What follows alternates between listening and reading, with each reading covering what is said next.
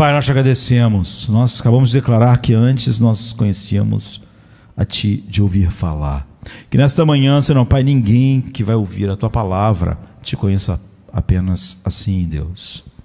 Porque, Senhor Pai, a Tua palavra, Senhor Pai, está fora de nós, é objetiva, sondadora, ó Deus, mas ela só tem, Senhor Deus, poder transformador naqueles em que o Teu Espírito habita.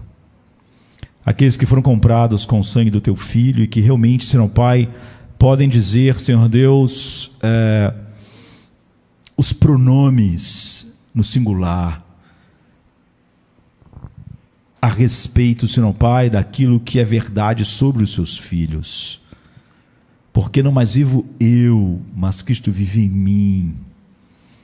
Não, Senhor Pai, um povo em geral, cada um precisa poder dizer: eu não vivo mais, Cristo vive em mim, e a vida que agora eu vivo na fé do Filho de Deus. Cada um tem que poder dizer que morreu por mim, se entregou por mim, e que agora vive em mim. A palavra diz, Senhor Deus, que o Espírito Santo, o Teu amor foi derramado em nossos corações, não simplesmente de ouvir falar um sermão sobre o Teu amor e sobre a cruz, mas o Teu amor foi derramado em nossos corações pelo Espírito Santo que nos foi dado, não só aos nossos ouvidos, mas derramado em nossos corações, porque o Espírito Santo habita em todos aqueles que Tu deste ao Teu Filho na eternidade, que foram propiciados na cruz, que experimentaram, Senhor Pai, esse poder transformador, e não só uma crença, Senhor Pai, meramente intelectual, e algumas verdades que não são reais. Nós, Senhor Pai, não queremos que ninguém aqui conheça a Ti de ouvir falar, ainda que ouça as coisas mais profundas que o ouvido humano pudesse ouvir, mas que Te conheçam de contigo estar, por estar em Cristo, por ser a habitação do Teu Espírito, e por, Senhor Pai, terem sido levados a Ti, pela morte do Teu Filho, como Pedro diz, morreu o justo pelos injustos, para os levar a Deus, para Te conhecer, como Teu Filho disse, Senhor Pai, eu sou o caminho, a verdade e a vida, ninguém vai ao céu, não, Pai, Ele disse, ninguém vai ao Pai, vai a Ti, Te conhecer, não de ouvir falar, mas no espírito de adoção. É assim que nós vamos na Tua palavra, Deus, a palavra do nosso Pai, como Teu Filho disse, eu vou para o meu Pai e vosso Pai, para o meu Deus e vosso Deus. Que isso seja verdade, Senhor Pai, para que a gente ouça, ó Deus, nenhum de nós saque justificativas meramente naturais, porque estamos falando da Tua obra soberana, da obra, Senhor Pai, soberana entrega do Teu Filho na cruz e do poder soberano do Teu Espírito. Que Ele sopre sobre nós, Senhor Pai, todas as bênçãos espirituais compradas com o sangue do Teu Filho para a Tua glória. É o que nós Te pedimos em nome de Jesus. Amém. Amém. Essa semana eu estava vendo um podcast, né? Normalmente podcast era para você só ouvir, mas agora a maioria das vezes vê também. E 3 pessoas cristãs estavam falando sobre o sofrimento. E elas ficaram um pouco mais de 2 horas falando sobre o sofrimento. E eu estava fazendo alguma coisa, mas estava ali, a tela estava na minha frente, eles estavam falando, eu estava ouvindo, e depois daquelas 2 horas sobre o sofrimento, cristãos falando sobre o sofrimento, eu não me levaram a ver a cruz de Cristo como mais magnífica. Não me levaram a ver Jesus como um bem supremo. Não me levaram a ver o Evangelho como a luz no lugar escuro. Porque tudo que eles fizeram foi justificar, por causa do sofrimento, o desânimo, a autopiedade, o medo, o orgulho que gera, na verdade, a autopiedade de estarmos mergulhados no pântano da vida. Depois de 2 horas vendo as pessoas, cristãos, né, falar sobre o sofrimento, eu não tinha uma visão maior, melhor, mais gloriosa da cruz. Eu não tinha sido refrigerado com uma visão mais magnífica de Cristo. Eu poderia ter visto um podcast de pessoas apenas seculares, porque tudo que eles tinham ali era o que o secularismo tem.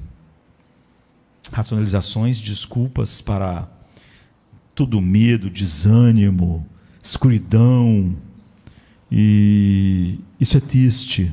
Nós temos um grande evangelho. Nós temos um grande amigo e nós temos um grande salvador.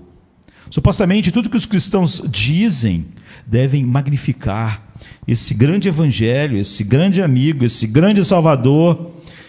E eu quero falar sobre o sofrimento, como eles estavam falando ali. Me deu vontade, ouvindo aquelas 2 horas e poucas de mero humanismo.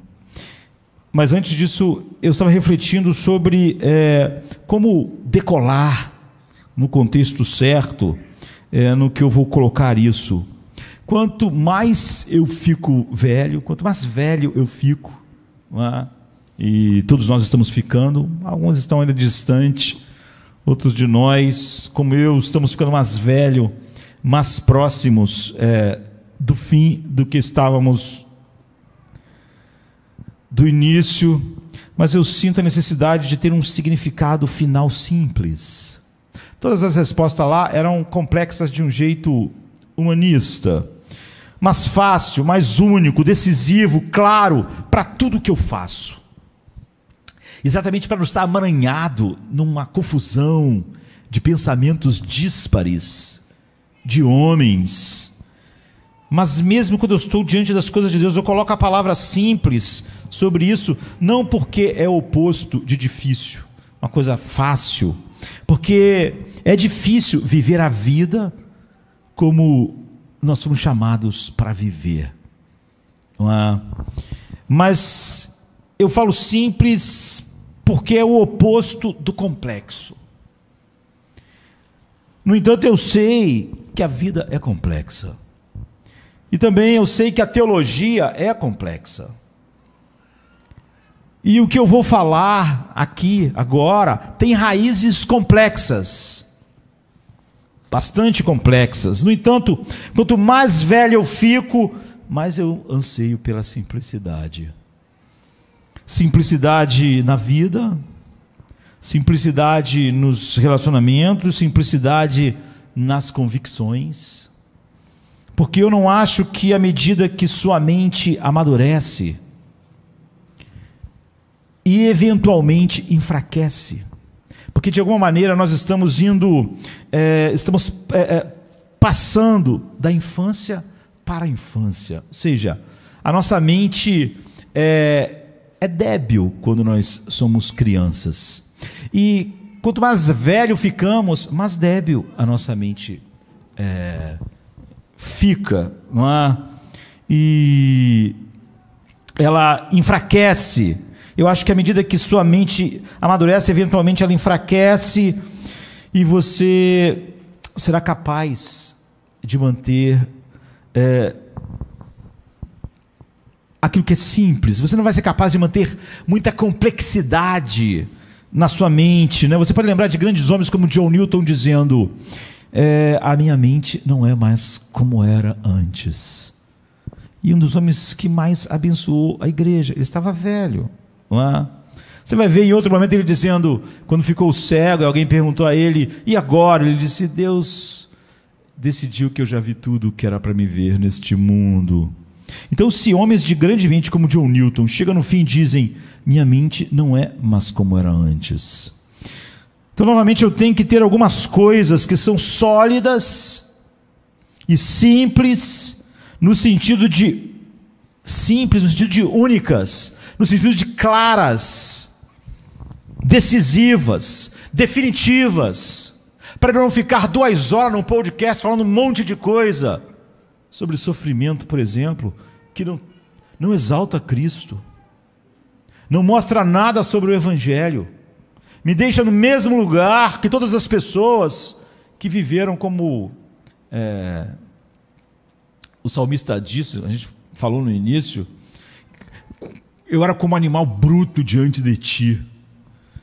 Então, coisas únicas, claras, decisivas, definitivas. Você precisa pegar essas coisas e não deixar elas irem.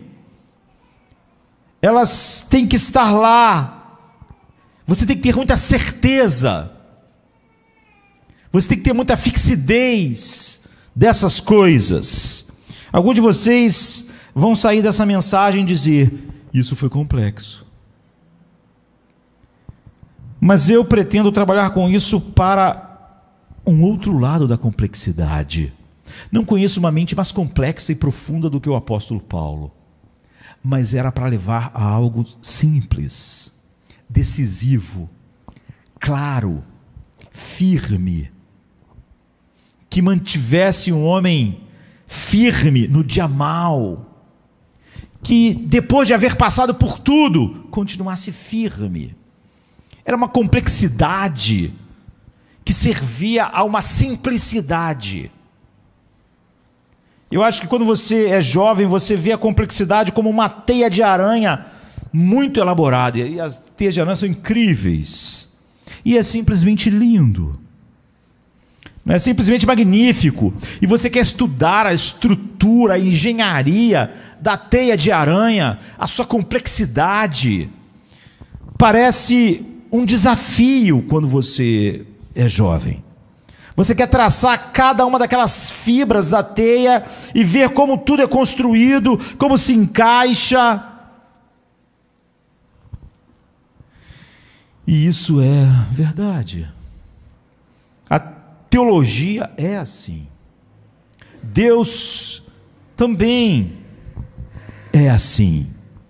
Há uma grande complexidade, profundidade. Como eu disse, você vai ver a mente de Paulo como a mais profunda, capaz. É uma coisa linda, mas à medida que você envelhece, você também tem experiência suficiente para saber que, como a teia de aranha, é perigoso e pegajoso. Você pode ficar tão atolado na complexidade que de repente você percebe: talvez eu nunca consiga sair dessa coisa, igual um inseto percebe quando está na teia. Tão complexo, tão incrível, mas talvez eu nunca escape disso. Estou preso. Quanto mais eu me mexo, mais eu fico. E você pode entrar em pânico, como certamente eles entram, e pensar: alguma coisa fica lá clara novamente? Alguma coisa será simples e clara e sólida e segura novamente? Essa teia de complexidade me leva a algo simples, claro, que me faz lidar com tudo, no caso lá, sofrimento, que é algo universal para nós. Quando eu penso, por exemplo, em 5 problemas, quando eu estou meditando, por exemplo, ou qualquer outra coisa, quando eu penso em 5 problemas, mais profundamente, eu penso em 5 coisas sobre cada um dos 5 problemas. E você vê então que aquilo se torna complexo. Era 5 problemas, eu vejo 5 aspectos em cada um dos problemas, e agora eu estou trabalhando com 25 coisas, e daquelas 25 eu vejo 5 problemas em cada uma das 25 coisas, e logo isso não é mais bonito. Isso é uma teia de aranha, eu estou apanhado. Você vai ver pessoas falando, mesmo pensando nas coisas corretas, e não como aquele mero humanismo secular lá das 2 horas do podcast. As pessoas com curiosidades que não fazem nenhuma diferença na vida delas. Elas estão presas. Elas querem falar sobre coisas complexas, mas nada daquilo visa algo simples, direto, claro, que ele pode manter na sua mente cansada na velhice e nos piores dias da vida. Isso é uma teia de aranha e eu fui apanhado. Então, à medida que você envelhece, a complexidade tem essa dimensão, porque você sentiu suas mãos pararem antes, como a teia faz lá, os seus movimentos diminuírem. e você recua e diz: eu não quero ficar preso. A teia pode ser muito complexa, mas eu não quero ficar preso nela. Eu não quero ficar paralisado. Não quero ser arruinado. Eu não quero ser sugado pelas complexidades da vida, dos relacionamentos, da igreja ou da teologia. Muito mais, eu não quero ser sugado pelas complexidades artificiais e falsas do humanismo secular. Então eu tenho que manter meu rumo, o meu cérebro simplesmente não pode viver para sempre em complexidades, cada vez mais profundas, mais divididas, cada vez vendo 5 problemas nas 5 coisas, depois mais 5 nas 25, e depois mais 5 nas outras, até haver uma complexidade tão grande, que eu sempre esteja simplesmente amaranhado naquela teia. Então deixe-me dizer qual é o meu porquê, e porque existe uma coisa para a qual toda a complexidade imensa do apóstolo Paulo vai, algo simples, não no sentido de ser fácil, é um bom lugar para estar quando você está com uma mente tão profunda e complexa como a de Paulo, e no entanto levando a uma tão profunda simplicidade. No que diz respeito àquele assunto, sofrimento, e no que diz respeito a todos os assuntos. Paulo está escrevendo aos Filipenses, e ele está na prisão, e ele diz: eu quero que você saiba que tudo isso está trabalhando em conjunto para o avanço do Evangelho. Filipenses 1,12. Lembra-se disso? No verso 13 ele diz: de maneira que as minhas prisões em Cristo foram manifestas por toda a guarda pretoriana e por todos os demais lugares. Então ele diz: os irmãos ficaram mais confiantes e estão pregando o Evangelho com mais coragem. Por quê? Porque ele estava vendo Paulo preso e não estava vendo ele lá desanimado, fazendo um podcast, justificando, racionalizando, sentindo autopiedade. A maneira com que ele estava preso, a maneira como ele estava reagindo, a maneira como Cristo parecia cada vez mais belo, como o Evangelho parecia cada vez mais precioso, mais suficiente, as pessoas ficavam mais estimuladas a viver de uma maneira que Cristo fosse mostrado como magnífico nos sofrimentos de Paulo, ao invés do contrário. Ao invés dele fazer um podcast para todo mundo sentir um pouco mais de autopiedade, um pouco mais de justificativa porque está desanimado, porque está se arrastando pela vida. Que maneira de ir para a cadeia de Paulo, não é, queridos? Não é maravilhoso ver o Paulo indo para a cadeia? Pode parecer estranho isso. Eu já disse que ele é uma das pessoas que eu mais amo. Nós podemos achar estranho. Eu amo Abraão, eu amo Jesus assim. Deus é o Deus de Abraão, de Isaac e de Jacó, e Deus não é Deus dos mortos. Que maneira linda de Paulo ir para a cadeia. Deus está no comando, Ele está encorajando a igreja e está dizendo: não se preocupe, eu estou na prisão. É horrível.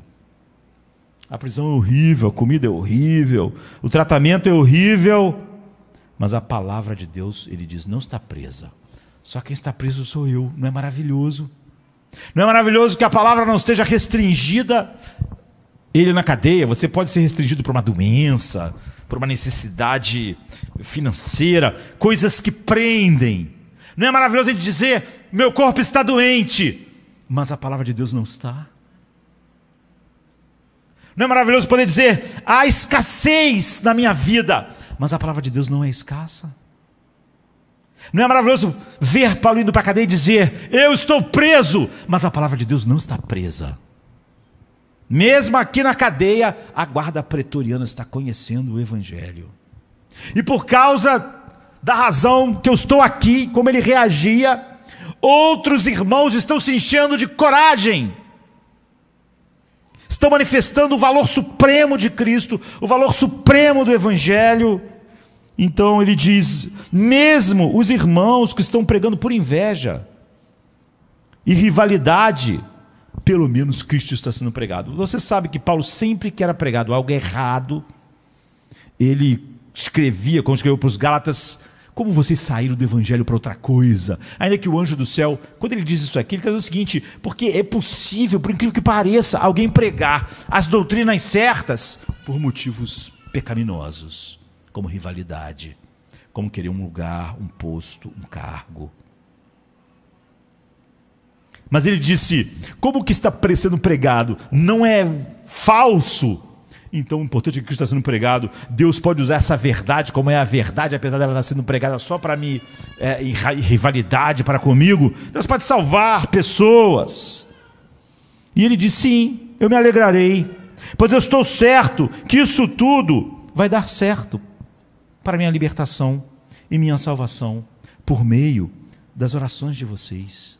Tudo isso vai ser totalmente abençoador para mim. Uns, na verdade, anunciam Cristo por contenção, por rivalidade, não puramente, julgando acrescentar aflição às minhas prisões. Mas outros, por amor, sabendo que fui posto para a defesa do Evangelho. Mas que importa?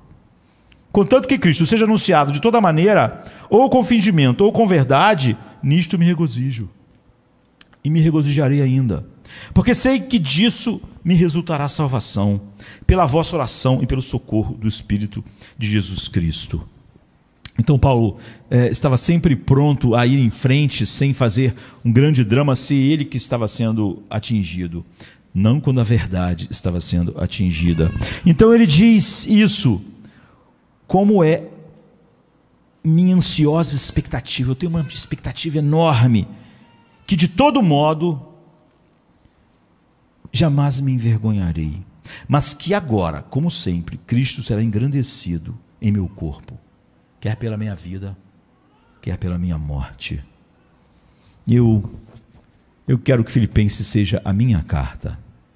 Você vê que Paulo tem uma mente complexa sobre a soberania de Deus, a eleição, os mistérios, os decretos soberanos de Deus, mas é para algo simples. Ele não fica preso na teia, amaranhado de complexidade de todas essas coisas. Todas essas coisas servem a um propósito: que Cristo seja exaltado em minha vida, quer pela minha vida, quer pela minha morte. Eu quero que tudo seja vivido, tudo que eu viva, e eu quero que tudo na minha morte faça uma coisa. Paulo diz: faça a Cristo parecer magnífico. É exatamente o que eu disse, que não ouvindo um podcast de mais de 2 horas de cristãos falando sobre o sofrimento, não achei Cristo magnífico no que eles estavam dizendo. Não fiquei maravilhado com a cruz. Que Cristo possa ser engrandecido em meu corpo. Como? Pela minha vida e pela minha morte, pelos meus grandes sofrimentos e pela minha saúde.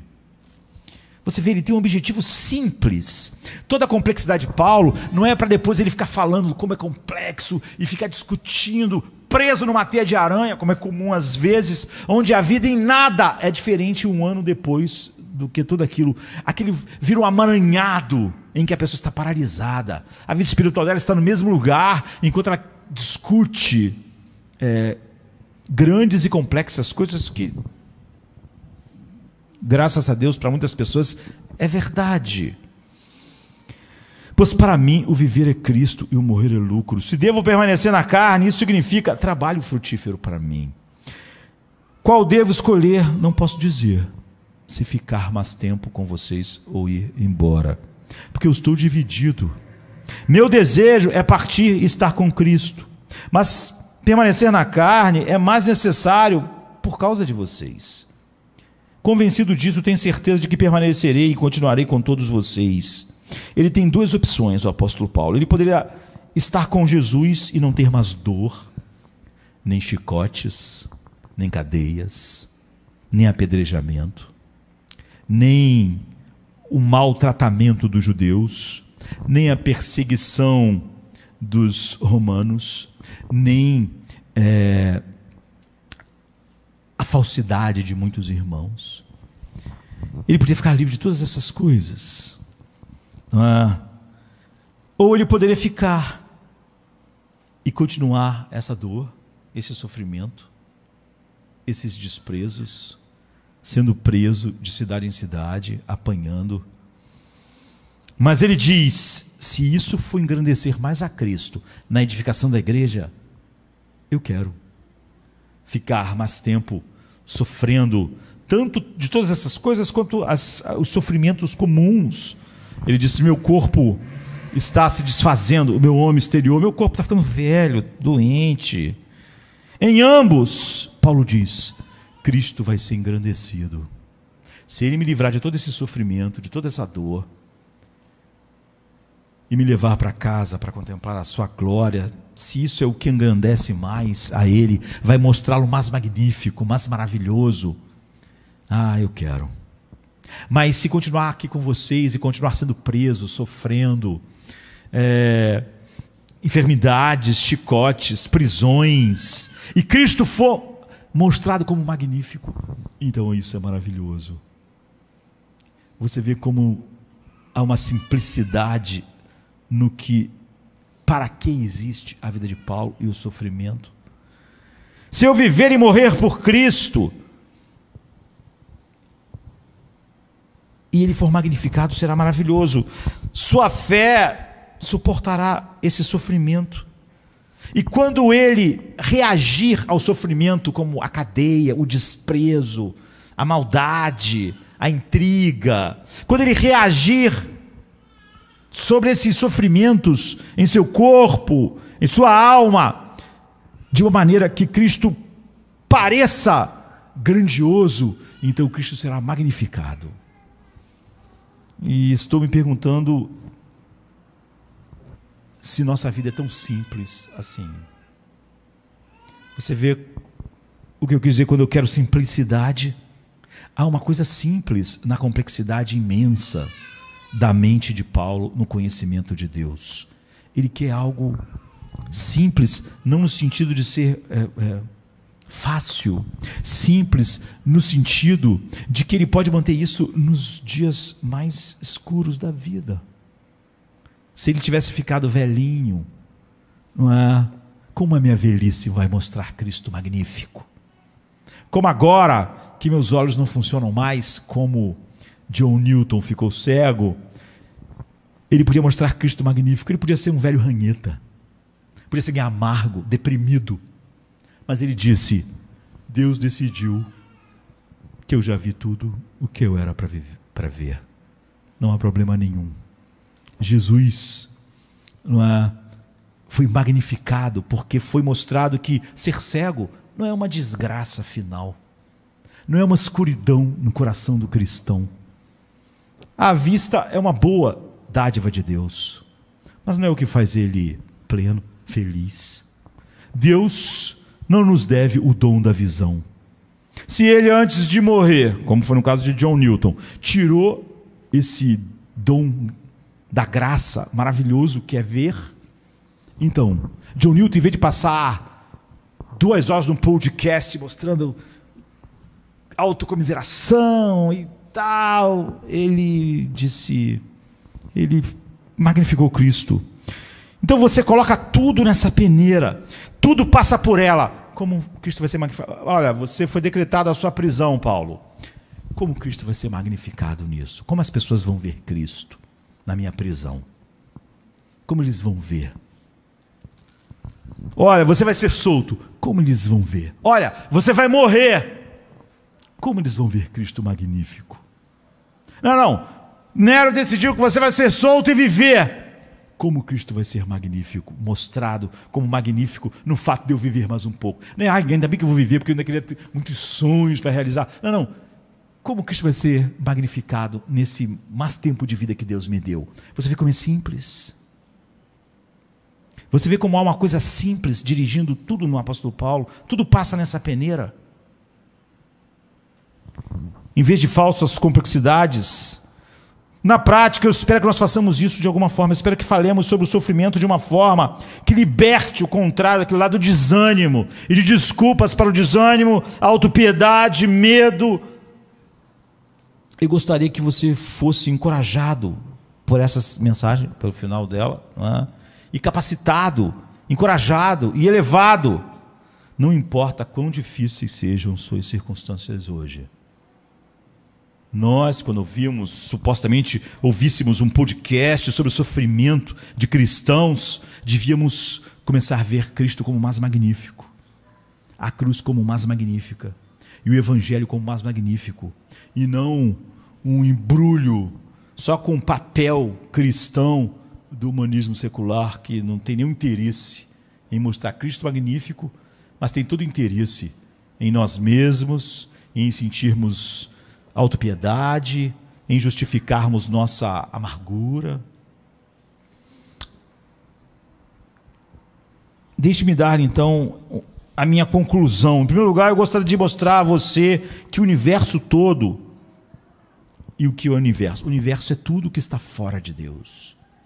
Ou seja, essa é a definição de cosmo, né? Tudo menos Deus. Porque Deus tem a vida em si mesmo. Sempre existiu, e tudo que ele criou é o universo, quer a gente conheça, quer não. Quantos mundos, quantos universos estão dentro do cosmo, Então eu gostaria de mostrar a você que todo o universo, tudo que está fora de Deus, existe para mostrar a glória da graça de Deus nos sofrimentos de Cristo, no lugar de um povo que Deus deu a ele.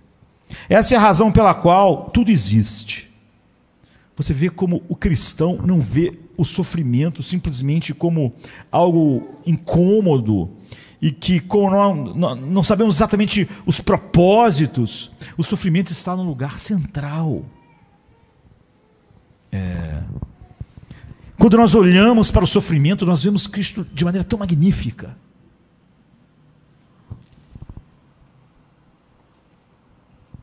De tal maneira que a graça, a glória da graça de Deus atinge o seu ápice nos sofrimentos de Cristo por pecadores que merecem a ira infinita, portanto o inferno. Não é? Agora eu poderia ter dito, e seria verdade, que o objetivo do universo, o objetivo de Deus em tudo que Ele faz, é o louvor da sua glória. Não é? Em vez de dizer o louvor da glória da sua graça. Eu poderia ter dito isso, mas a Bíblia é mais específica do que isso.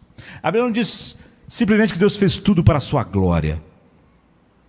Ele diz em Efésios 1 que seu objetivo final é o louvor da glória da sua graça. Ou seja, na mente infinita e perfeita de Deus, Ele, quando viu que mais manifestaria a sua glória infinita, Ele colocou a graça nesse lugar, para mostrar mais das facetas gloriosas do seu caráter. Deus decretou desde toda a eternidade mostrar a grandeza da glória da sua graça para o desfrute de um povo, do seu povo, e prazer deles em ver essa graça, e prazer de ser transformado por essa graça e arrebatado por essa graça, de tal maneira que eles vão refletir essa graça por toda a eternidade, e eles vão sendo transformados cada vez mais por essa graça. A Bíblia deixa muito claro que o objetivo final de Deus em demonstrar a glória da sua graça é que Ele o faça através dos sofrimentos do seu Filho. E a graça atinge o seu ápice.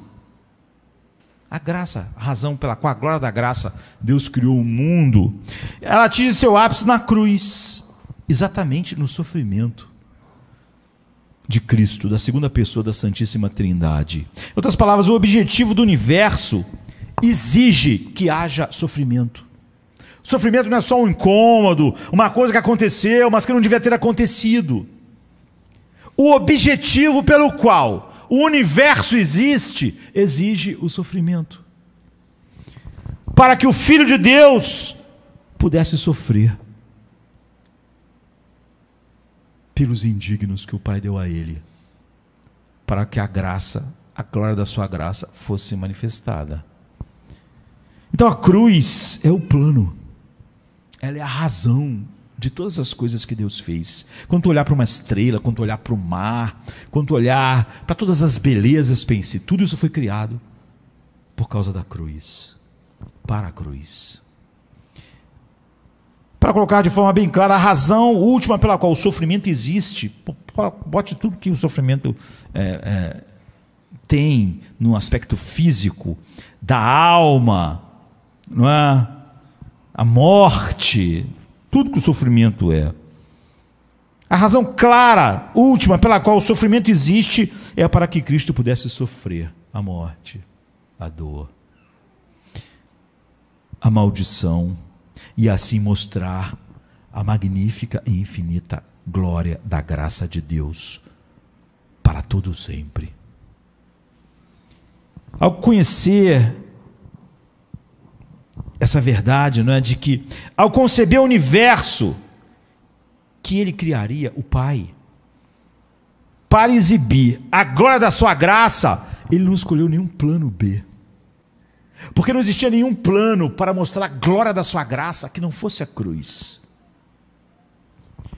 Ele escolheu o plano A, e o plano A é a sexta-feira. Em alguns países chamam de boa sexta-feira. A gente chama de sexta-feira santa. E é realmente um eufemismo chamá-la de boa ou de santa, porque aquela sexta-feira é o maior dia que já existiu e o maior dia que jamais existirá. Nunca existirá um dia como aquela sexta-feira. E essa sexta-feira será a peça central de todos os outros dias por toda a eternidade. O sofrimento está no mundo para que a sexta-feira santa pudesse existir. A morte está no mundo para que na sexta-feira santa o Cordeiro de Deus pudesse morrer. A dor está no mundo para que o Cordeiro de Deus sofresse a dor. A morte, a dor. Todos os sofrimentos que atingem a alma estão no mundo para que ele fosse cuspido, debochado, desprezado, o mais desprezado de todos os homens. Tudo isso leva àquela sexta-feira e tudo isso flui dela. Aqui está a conclusão, não é? E vamos olhar a Bíblia e ver essas coisas, como elas são assim. A razão última para o sofrimento no universo é porque não poderia haver cruz sem sofrimento. Não poderia haver cruz sem a morte. Não poderia haver cruz sem todas as dores na alma. Se não houvesse cruz, não haveria nenhum Cristo infinitamente perfeito, morrendo, sendo santo por pecadores indignos, infinitamente merecedores da ira de Deus e de todas as dores imagináveis. E se isso não pudesse ter acontecido, a graça não existiria para pecadores indignos como nós. E todo o propósito do universo, que é a manifestação da glória da graça de Deus, não seria alcançado. Portanto, o universo não teria nenhum propósito sem o sofrimento. Todo o propósito do universo era mostrar a glória da graça. E a glória da graça só podia ser mostrada na cruz de Cristo. Portanto, o sofrimento foi planejado, construído, projetado, concebido desde o início, para que pudesse haver a exibição da infinita beleza e majestade da glória da graça de Deus no sofrimento dos seus filhos pelos pecadores que o Pai deu a ele. Então, se você olhar para a Bíblia, em Apocalipse 13, 8 diz: todos os que habitam na terra adorarão a besta. Ou seja, adorarão aquilo que se centraliza no homem, coração do humanismo secular, né? No homem e não em Deus, todas as suas esperanças e todas as coisas. Todos os homens, todos os que habitam na terra adorarão a besta.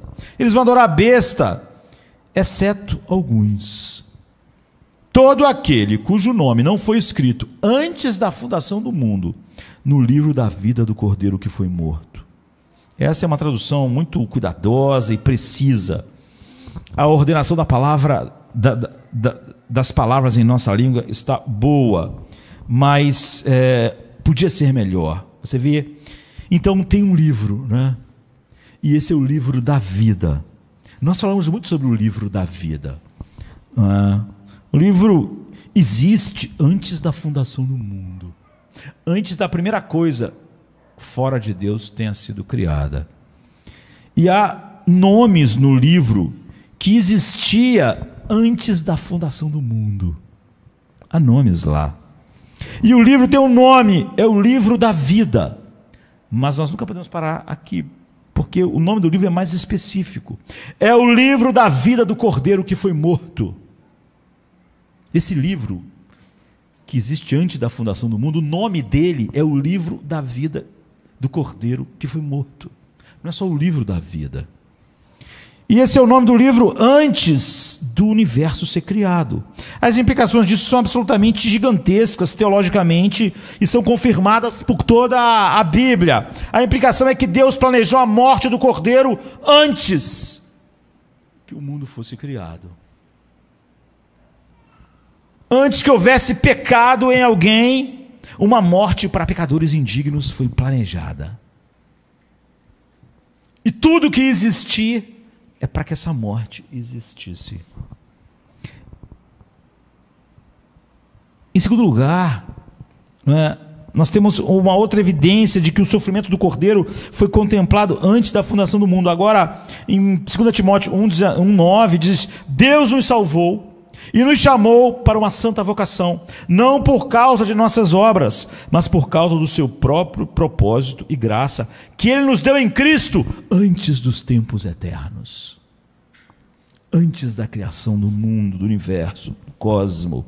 Agora, o que é graça? Bem, a graça que está em Cristo é a bênção imerecida do seu sangue derramado. Em Cristo Jesus nós recebemos a graça porque não merecemos nada como pecadores, a não ser a ira infinita de Deus. A graça é ainda mais profunda, e essa graça nós recebemos antes da fundação do mundo. A graça é um poder que flui da cruz, a graça é o poder da regeneração, é o dom da fé, a graça traz todas as coisas. E 2 Timóteo 9 diz: o qual Ele nos deu em Cristo Jesus antes dos tempos eternos. Nós não existíamos, o pecado não existia e nem o universo existia, e o Deus deu graça imerecida, antes que um pecado tivesse sido cometido. E o filho foi massacrado, é o que o texto diz. Não vamos passar por cima muito rapidamente de algo que deixamos para trás. Nós temos duas coisas agora aqui. Temos Apocalipse 3,8 e temos 2 Timóteo 1,8. Um livro chamado O Livro da Vida do Cordeiro que foi morto antes da fundação do mundo. Então a graça em Cristo que foi dada aos pecadores antes que o mundo existisse. Você pode pensar, a graça foi dada, me alcançou no dia que Deus me chamou, ou no momento em que Cristo morreu na cruz. Mas o que acontece na mente de Deus aconteceu. Porque o que poderia impedir do que acontece na mente de Deus acontecer? Deus é o Criador de todas as coisas e mantém todas as coisas. Então, no livro chamado O Livro da Vida do Cordeiro, que foi morto antes da fundação do mundo, a graça dada em Cristo Jesus aos pecadores é dada a eles antes que existam um universo. E essa palavra aqui, do Cordeiro que foi morto, é muito limpa, né? É muito lisa em português. É uma palavra feia, eu diria. Tem um som feio. Nós podemos não gostar desse som. E isso é muito bom, que o som não seja muito bonito, porque foi um evento feio. A palavra quer dizer abate. Não é o que você faz com outro ser humano. É o que você faz com uma vaca, com uma ovelha. Você corta a sua garganta, você a mata. É a palavra abate. A gente podia usar assassinato, se você pensar no ser humano. Então não é só que foi morto, mas é que foi abatido. É o livro da vida do Cordeiro que foi abatido, que foi assassinado. O livro da vida do Cordeiro, que foi morto antes da fundação do mundo. Um massacre foi planejado. O massacre do Filho de Deus foi planejado antes da fundação do mundo, porque o ápice da graça de Deus e o objetivo de existir o universo é manifestar a glória da graça, é a cruz de Cristo. Então, por que Cristo foi morto? Aqui está o suporte bíblico, primeiro Efésios 1 e 2 e depois Apocalipse 5, para dizer que a matança de Cristo, a matança do Messias, a matança do Filho de Deus, do Filho do Homem, era a peça planejada para o louvor da glória da graça de Deus para todo o sempre. Então Efésios 1,4 diz: Deus nos escolheu nele, em Cristo, antes da fundação do mundo, para sermos santos e irrepreensíveis diante dele. Em amor, ele nos predestinou para a adoção por meio de Jesus Cristo, segundo o propósito da sua vontade. Com que objetivo? Para o louvor da glória da sua graça, ou sua graça gloriosa. Tudo bem, se algumas Bíblias derem uma versão assim. Nós somos escolhidos em Cristo antes da fundação do mundo, e por meio de Cristo somos destinados à adoção. E qual é o sentido de dizer em Cristo, escolhido? Por meio de Cristo foi planejado nós sermos adotados e levados para a família de Deus. No pensamento de Paulo, você sabe o que essas frases significam. Estar em Cristo, eleito em Cristo, e por meio de Cristo adotado, significa que por causa do que ele fez, você é o que é. E o que ele fez foi na cruz, foi no seu assassinato, foi na sua dor, foi no seu horror. A chacina de Cristo mostra graça gloriosa. Se ele não tivesse morrido, se ele não tivesse ressuscitado, se ele não fosse o Filho de Deus, estar nele não faria nada em você. Porque todas as bênçãos que temos nele é porque nós morremos com ele. É porque a ira infinita de Deus caiu sobre nós quando caiu sobre ele. Tire isso e estar em Cristo não te daria absolutamente nada. Eu não estaria na família de Deus por meio de Cristo se ele não tivesse pago os meus pecados infinitos, que merecia ira infinita, mostrando assim glória infinita para o louvor da glória da sua graça. Se Cristo não tivesse ressuscitado para minha... Cristo ressuscitou, Paulo diz, para a nossa justificação. Se ele não tivesse ressuscitado para a minha justificação, então eu não estaria em meus pecados. Se sua perfeição não tivesse sido colocada em mim, então eu era um objeto do total desprazer de Deus para sempre. É tudo o que ele fez em sua vida e sofrimento que permite.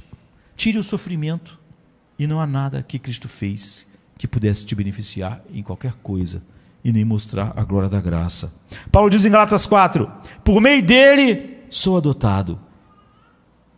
Gálatas 4 e 5 diz a mesma coisa. O objetivo do universo, de acordo com Efésios 1:6, é que tudo se baseie no louvor da glória da sua graça pelo que ele fez na cruz, para sempre. Foi a demonstração mais elevada da glória de Deus, a razão pela qual tudo existe. Foi a demonstração mais sublime, a demonstração mais clara e decisiva. Em sua perfeição, ele morreu no lugar de pessoas infinitamente indignas, como eu.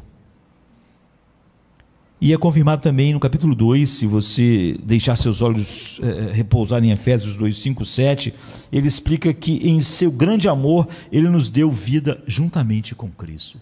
Nós estávamos mortos em nossos delitos e pecados, mas Deus nos deu vida juntamente com Cristo.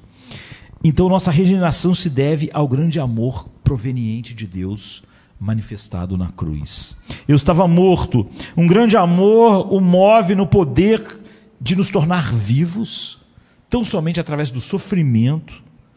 Sofrimento é só inconveniente, você vê, tira o sofrimento e todo o tecido da história se foi, todo o propósito pelo qual o universo existe. No poder de nos tornar vivos, e então pela graça somos salvos e ressuscitados com ele. E no verso 6 diz, somos colocados nos lugares celestiais para que nos séculos vindouros nos mostre a suprema grandeza da sua graça e bondade para conosco em Cristo Jesus. Estou tentado a parar e meditar no para nós aqui, é mais, não é? Não o que Paulo normalmente usa, eis é mais, mas isso demoraria mais. E eu me pergunto o que ele quer dizer que ele veio prodigalizar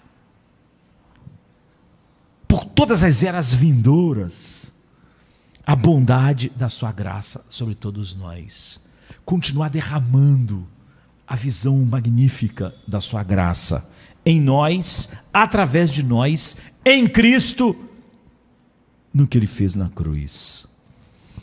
E é por isso que eu mencionei há pouco que não somos apenas a glória da graça de Deus, não só vemos elas agora, o que a Bíblia diz é que nós seremos encharcados por ela, e que essa glória da graça dele nos transformará, de modo que nós seremos como ele, quando o vermos como ele é. O ponto que eu estou extraindo no verso 7 agora é o objetivo final de nascer de novo e ser ressuscitado com Cristo e levado com ele para os lugares celestiais, para que então nas eras vindouras mostrar Deus para sempre a glória da sua graça. E esse é o ponto principal da salvação, esse é o ponto principal da história, esse é o ponto principal da existência do universo, é o ponto principal de tudo. O objetivo de tudo é tornar a graça de Deus visível, magnífica, bela, maravilhosa, grande, para todos que vejam, desfrutem e sejam transformados por todos aqueles que o Espírito abre o olho para contemplar. Você vê que esse era o objetivo simples que Paulo queria mostrar no seu sofrimento, e como o sofrimento está no centro da razão pela qual o mundo existe. Manifestar Cristo como magnífico. Como eu disse, eu vi o podcast cristão sobre o sofrimento, e Cristo não parecia nada magnífico, nem o Evangelho. E o sofrimento parecia só algo incômodo e fortuito que aconteceu, e que agora Deus está tentando resolver. Não tem nada a ver com algo que mostrasse Cristo magnífico, a cruz magnífica, o Evangelho magnífico, e o Deus que vai mostrar a glória da sua graça para todo sempre, magnífico. Como nós vamos adorar no céu? Qual é a natureza da adoração? Outro dia eu vi alguém dizendo, essas pessoas meio doidas que dizem que foram ao céu, dizendo que lá ele ouviu hinos, cânticos, que não fala sobre nada triste, não fala sobre nada, sobre dor, não fala sobre nada assim, que os cânticos no céu, segundo o livro lá que ele escreveu, só fala sobre coisas lindas, sem dor, sem sofrimento, só fala assim. E eu vendo, pensei, como alguém pode escrever um livro lido por tantas pessoas e está totalmente errado?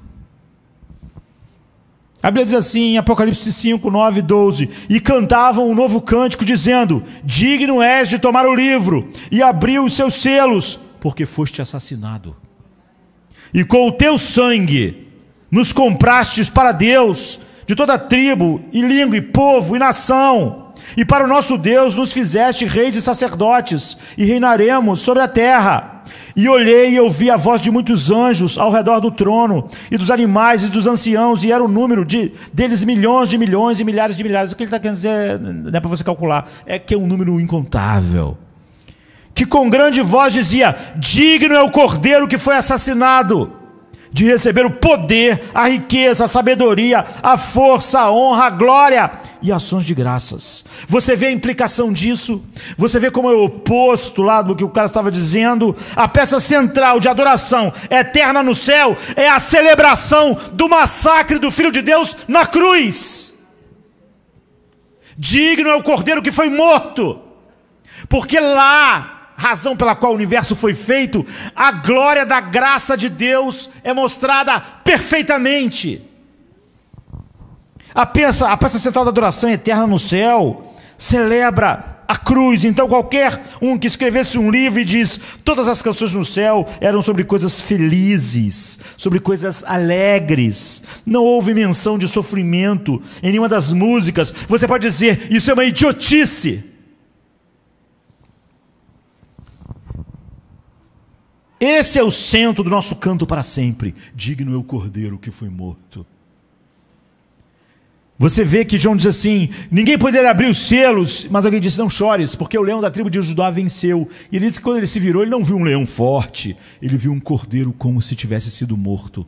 Por que ele coloca isso? E o cordeiro carregava as marcas do seu assassinato. A marca em suas mãos, a marca dos espinhos, a marca da lança.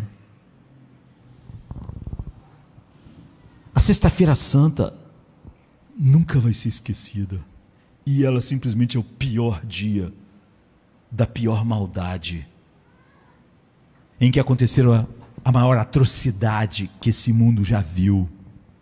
Deus foi assassinado numa colina chamada Calvário, da maneira mais cruel. Mas não só isso, toda a ira infinita, que nem no inferno ninguém vai receber, por não ser infinito, caiu sobre ele.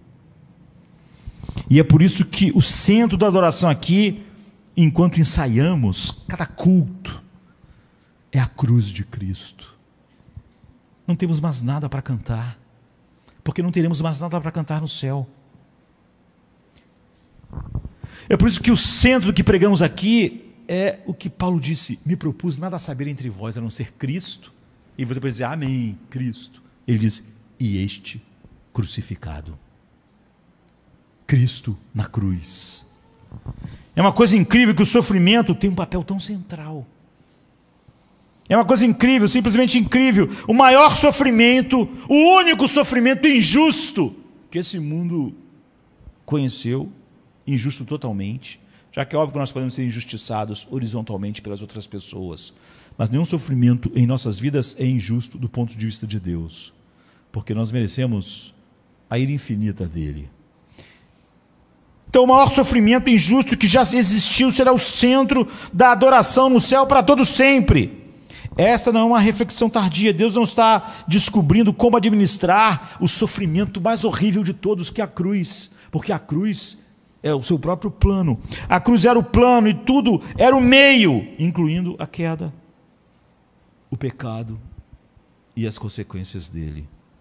Tudo está subordinado ao plano. Tudo mais é posto em prática por causa desse plano, para que aquela sexta-feira existisse, para que por todos sempre a glória da graça de Deus fosse cantada, porque ela foi manifestada perfeitamente no seu perfeito Filho, no seu perfeito sacrifício. Esse é o objetivo da criação. Agora as implicações gritantes e trêmulas começam a se desdobrar, não é? Deus agora, nós vamos escolher as palavras com cuidado, ordena essas coisas. Alguns gostam da palavra permite, mas a palavra permite, ela pode ser usada se a pessoa estiver pensando a coisa certa, mas na maioria das vezes não está. Parece que coisas acontecem no universo de Deus que não tem nada a ver com ele. E aí ele vem e vai acontecer isso, vou deixar.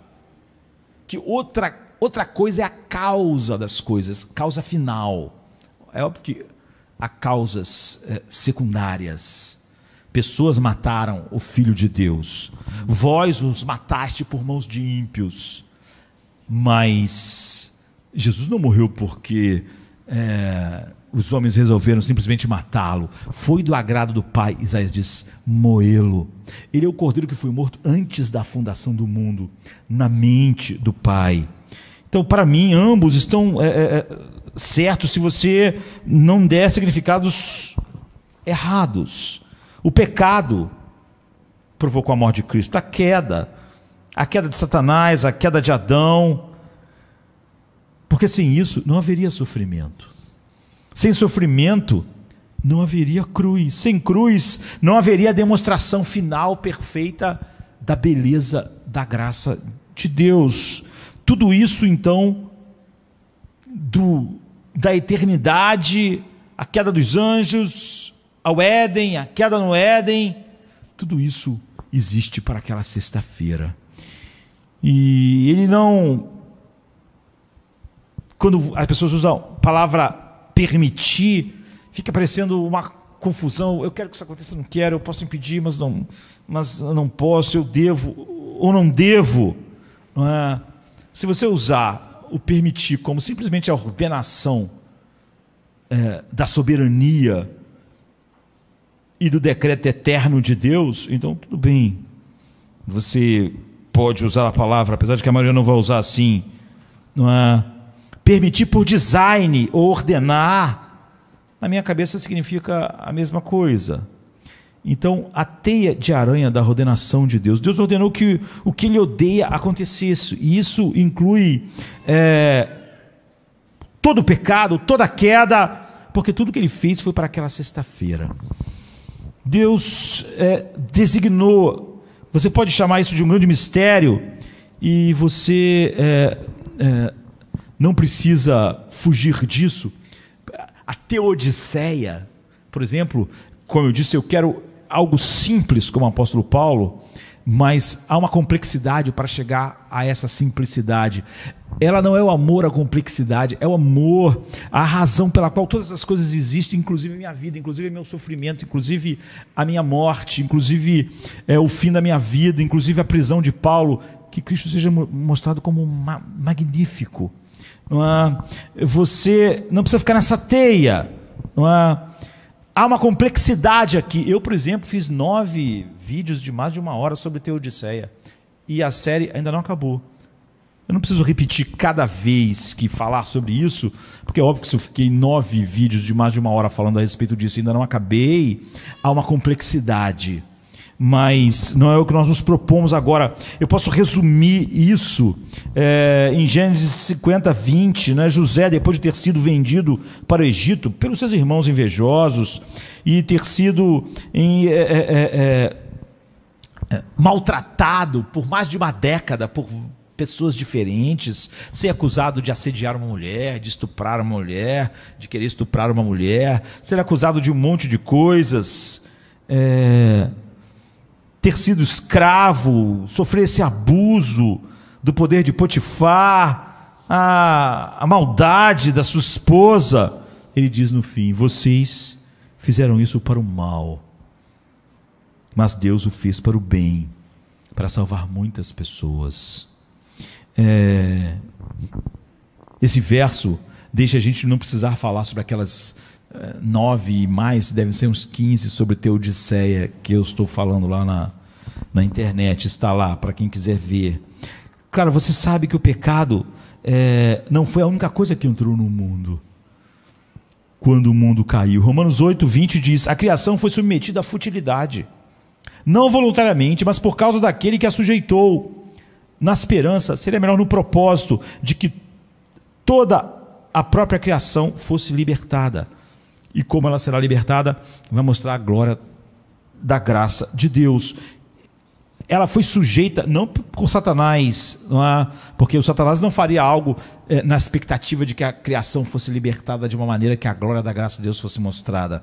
Deus submeteu a futilidade, porque sabemos que toda a criação geme juntamente com dores de parto, todo o sofrimento que existe até agora. E não só a criação, mas nós mesmos, que temos as primícias do Espírito, que somos regenerados, como Paulo era, gememos interiormente, esperando ansiosamente a nossa adoção como filhos, a redenção dos nossos corpos. Você ouviu isso? Esse é Paulo ajudando os santos em Roma, que estavam perguntando: onde está o poder? Paulo, onde está a libertação? Onde está a cura? Nós estamos morrendo. Meus amigos, Paulo, estão morrendo. Nós estamos sendo curados, mas também estamos morrendo, estamos sendo mortos, estamos sendo assassinados, a doença está nos atormentando e a perseguição está nos destruindo. Onde está o seu grande Deus, Paulo? Paulo diz: também nós, que temos as primícias do Espírito Santo, gememos interiormente pela redenção dos nossos corpos. Esse é um dos parágrafos pastorais mais importantes da Bíblia. Eu preguei vários sermões sobre isso durante o tempo que eu sou pastor aqui, porque eu queria sempre colocar na mesa bem rápido para as pessoas, e está sempre chegando pessoas estão indo, né? Que o meu povo poderia esperar de mim em uma teologia de doença e de sofrimento. E esse texto é uma peça central. Deus cura e Deus não cura. Todos nós estamos morrendo. Deus pode ressuscitar Lázaro, mas ele ainda vai morrer, porque a criação nele ainda geme. Quando eles caíram e o pecado entrou no mundo, os horrores catastróficos entraram no mundo, os soldados, por exemplo, estava lendo esses dias uma guerra, há pouco tempo, onde os soldados jogavam bebês para cima e os atravessavam com baionetas. Se você ler o que Jeremias diz sobre as atrocidades, quando Jerusalém foi finalmente dominada, nós poderíamos citar países, não é, onde atrocidades que os homens fazem aos homens, e acidentes, né, como tsunamis que matam 50 mil pessoas, 100 mil pessoas. A história é uma esteira rolante de cadáveres. Eu adoro imagens antigas. Agora o pessoal está conseguindo recuperar as imagens, então eu fico olhando as imagens de um centro de Londres há 120 anos atrás, as pessoas andando, comprando. Eu penso, gente, todo mundo aqui está morto, crianças, velhos. A história é uma esteira rolante de cadáveres. Nós ocidentais vivemos em circunstâncias tão incrivelmente elegantes perto de quem veio antes de nós. Mal podemos imaginar com que 2/3 do mundo lidam à beira da sobrevivência por governos totalitários, tirânicos, opostos a Deus, ou tirânicos por fanatismo religioso meramente humano. Que bagunça, que horror é este mundo que Deus ordenou, e Ele odeia o pecado.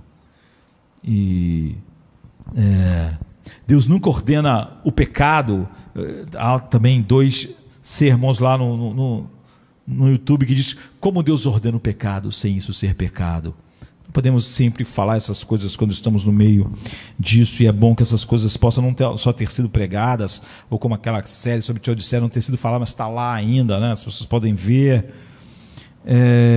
A Bíblia diz que Deus jamais tem prazer na coisa em si, ou seja, na maldade humana manifestada na cruz, mas no propósito da cruz. E há toda uma linguagem de Ezequiel, de Jeremias, profunda a respeito disso. Mas nós queremos ir para o fim, não é? E Ele sempre é a causa última de todas as coisas, porque nada pode acontecer no seu universo sem que Ele tivesse decretado. Mas nós sabemos a diferença entre causa última e as causas secundárias e as responsabilidades. Nós merecemos infinitamente o sofrimento. Sim, nós temos merecido. Está claro na Bíblia que Deus ordene ou não todo tipo de sofrimento. Nós temos sofrimento diferente. Todos nós somos culpados. E nenhum sofrimento imaginável seria injusto se estivesse sobre nós. Nós sabemos que Deus ordena tudo isso porque Ele planejou uma morte, um assassinato numa cruz antes que o mundo existisse. Nós queremos isso porque Ele é Deus e eu sou um pecador, e eu não fico preso nessa teia, porque eu não estou estudando ela, nem falando sobre Teodiceia, para ficar cada vez mais complexo e isso não fazer nada na minha vida, a não ser me deixar mais amaranhado numa complexidade sem fim. Então me deixe encerrar isso com um rápido resumo dessas declarações, mostrando como a graça, toda a bênção, tudo que vai ser cantado para sempre está exatamente no sofrimento. Como aquelas pessoas estavam falando de sofrimento de uma maneira superficial e de uma maneira em que Cristo não era magnífico, nem a cruz, mas supostamente estavam falando de sofrimento do ponto de vista como cristãos, e não estavam nada, estavam só arrumando desculpa para as pessoas se arrastarem pela vida, estarem na escuridão, deprimidas, sem vida, sem alegria. Muito diferente de Paulo, que podia ir para a cadeia de uma maneira magnífica. E que podia dizer, quando eu morrer, Cristo vai ser magnificado, vai ser mostrado como grande e glorioso, a cruz vai ser mostrada como linda, porque no evento mais terrível do universo planejado por Deus, a glória da sua graça foi mostrada. Agora esse Deus que habita em mim faz isso. Primeiro, Cristo absorveu a ira de Deus sofrendo. tirasse o sofrimento, e a ira de Deus sobre nós nunca poderia ser afastada. Cristo nos redimiu da maldição da lei, tornando-se maldição por nós. Pois está escrito: maldito todo aquele que for pendurado no madeiro. Gálatas 3:3. E é isso que nós cantaremos para sempre. Você é redimido é por causa do sofrimento do Filho de Deus. E o sofrimento existe para que ele sofresse. Sua libertação da maldição de Deus não veio através de algo lindo, e nem foi um incômodo por acaso, veio através do sofrimento do Filho de Deus. Em segundo lugar, Cristo carregou nossos pecados e comprou nosso perdão. Como? Ele comprou para mim o perdão. Como? Sofrendo. Ele carregou nossos pecados em seu corpo no madeiro. 1 Pedro 2,24. Ele foi ferido por nossas transgressões, ele foi moído por nossas iniquidades. Isaías 53,5. Essa é a glória da graça, a razão pela qual Deus criou o mundo. E isso só é manifestado pelo sofrimento. 3. Cristo providenciou uma justiça perfeita para nós. Nós somos perfeitos aos seus olhos. Sim, Filipenses 2:7-8 diz: ele se esvaziou assumindo a forma de servo, nascendo à semelhança dos homens, e sendo encontrado em forma humana, ele se humilhou, tornando-se obediente até a morte, e morte de cruz. Até o assassinato, e o assassinato na cruz. Obediente até a morte. Se ele tivesse parado antes do sofrimento e da morte, você nunca seria justificado, e a ira de Deus ainda estaria sobre você. Portanto, sem o sofrimento, o pior de todos os sofrimentos, você não poderia ser justo.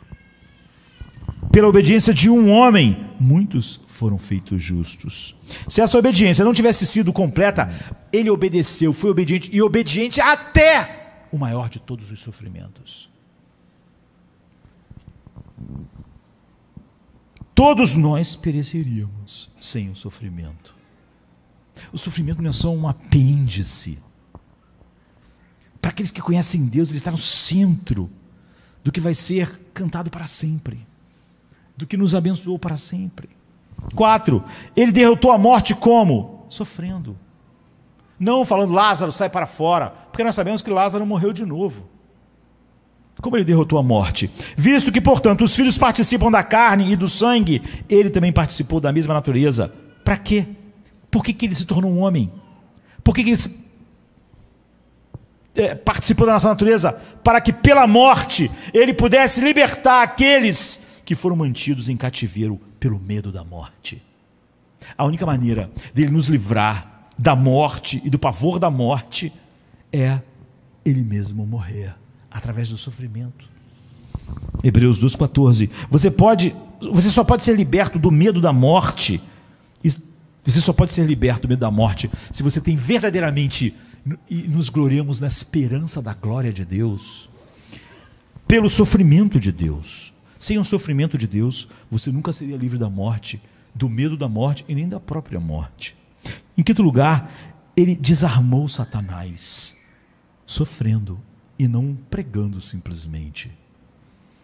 Em Gálatas 2,14 diz: o registro de nossa morte, da nossa dívida, ele colocou de lado, pregando-o na cruz. Ele desarmou os governantes e as autoridades e os colocou em vergonha pública, triunfando sobre eles na cruz, onde ele triunfou sobre eles, no seu sofrimento infinito, na cruz. Ou está nele, não é?